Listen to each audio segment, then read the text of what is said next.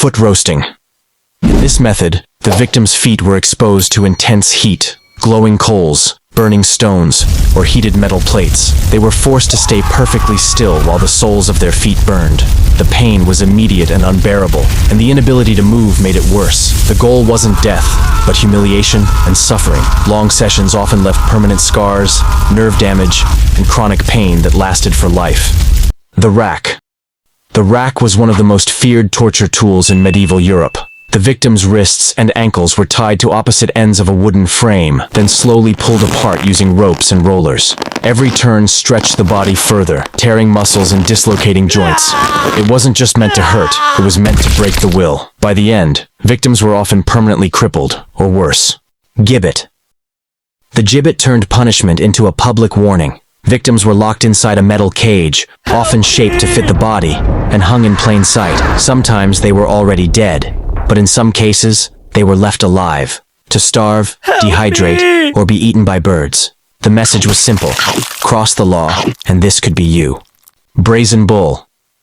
The Brazen Bull was a huge bronze statue shaped like a bull. The condemned person was locked inside, the door sealed, and a fire lit underneath. As the metal heated, the victim was slowly roasted alive. Pipes in the bull's head reportedly turned screams into sounds like a bellowing animal, turning an execution into a grotesque spectacle meant to frighten onlookers.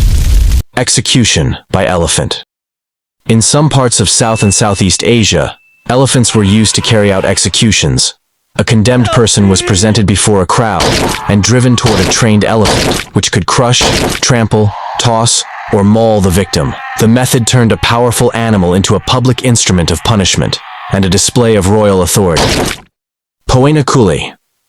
Poena Cullei was a Roman execution for those convicted of killing a parent. The condemned was bound and sewn into a large leather sack with live animals, traditionally a snake, a dog, a rooster, and sometimes a monkey, then thrown into a river. Inside the dark, cramped sack, panic and chaos erupted as the animals and person struggled, ending in a slow, terrifying death. Castor oil and filth barrel.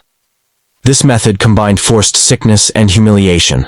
Victims were made to drink large amounts of castor oil, causing violent diarrhea, then confined in a tight barrel or container where filth accumulated. Left in those conditions for days, a person could suffer severe dehydration, infection, and psychological collapse as dignity was stripped away. Heretic's fork. The heretic's fork was a small, brutal device, a metal rod with two prongs, one pressing under the chin and the other against the chest, held in place by a strap around the neck. It kept the head rigid. Any movement drove the prongs deeper. The device enforced constant discomfort and sleeplessness until exhaustion, bleeding, or confession followed. Rat's cup.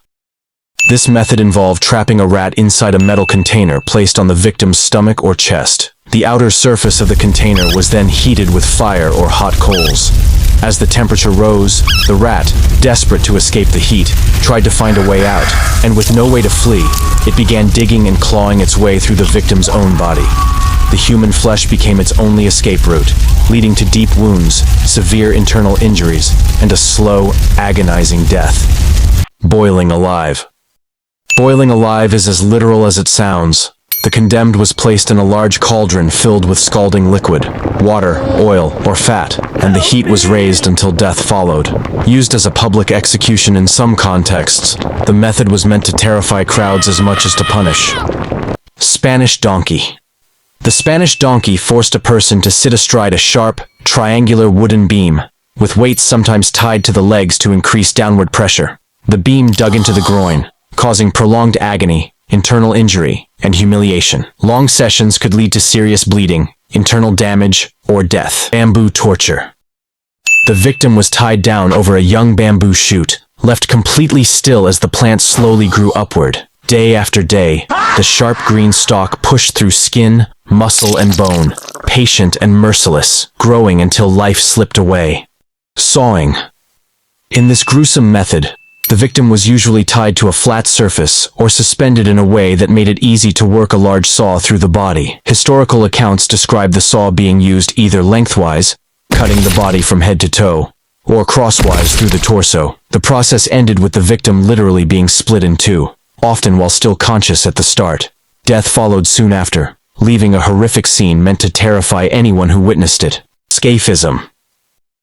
Scaphism was a Greek punishment said to involve trapping a person between two boats, or inside a hollowed wooden shell with head and limbs exposed. The victim was fed milk and honey, and smeared with them, attracting insects and vermin. Over days the wounds infested, infection set in, and the person slowly died, a method built to make suffering itself the sentence. Breaking wheel. The breaking wheel was pure brutality. The condemned was tied across a large wooden wheel, while their limbs were smashed one by one with iron bars, bones shattered, the body twisted into unnatural shapes, and then they were left there, sometimes for days, to die slowly. It was both an execution and a message to the crowd. The state's power was absolute. Ducking stool. The ducking stool was used in Europe and America to punish or test people accused of witchcraft or immoral behavior. The accused was strapped into a chair fixed to a long wooden beam over a river or pond, then repeatedly dunked into the water. According to the belief at the time, a witch would float. If the accused sank, she was considered innocent. The real terror came from the moments underwater, and the choking, trapped between air and water, between life and death, unable to control breath or fate. Lingchi.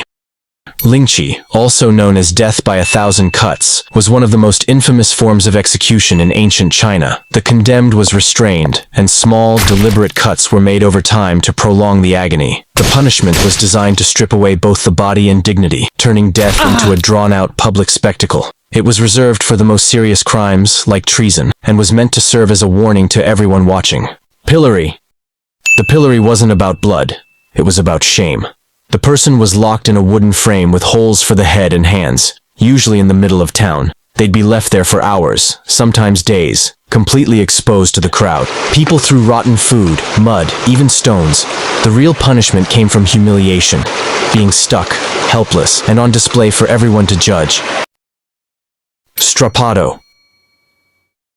The strappado was one of the simplest, yet most painful torture methods ever used. The victim's hands were tied tightly behind their back, then lifted by a rope attached to their wrists. The full weight of the body pulled on the shoulders, sometimes dislocating them completely. It was meant to make prisoners confess or break their resistance, not to kill them fast, but to make the pain last.